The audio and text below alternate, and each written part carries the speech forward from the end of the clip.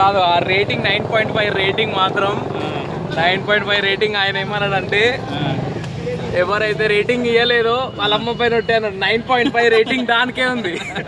Movie మాత్రం must recommended. Set ఉంది movie. బలవంతంగా ఇస్తున్నారా రేటింగ్? బలవంతం కాదు, ఓవరాల్ గా మూవీ అయితే ఎంజాయ్ అయిపోతుంది. సౌండ్ ఎఫెక్ట్స్ ఎలా అనిపించాయి? సౌండ్ ఎఫెక్ట్స్ కూడా బాగున్నాయి, మీమ్స్ ఉన్నాయి మధ్య మధ్యలో. చెప్పండి.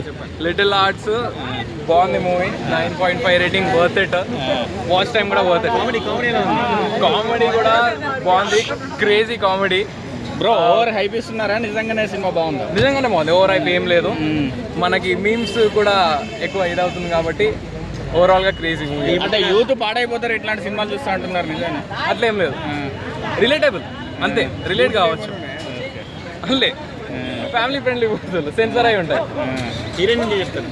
హీరోయిన్ గురించి ఏం చెప్తాను? హీరోయిన్ కామెంట్స్, నేనైతే స్టూడెంట్, మా పరంగా నేనైతే ఏం చెప్పలేను. ఆ ఫ్రెండ్ క్యారెక్టర్ ఎలా అనిపించింది? ఫ్రెండ్ క్యారెక్టర్ కూడా బాగుంది, సపోర్ట్. ఓకే, ఉప్పెన్ లో చేశాడు కదా.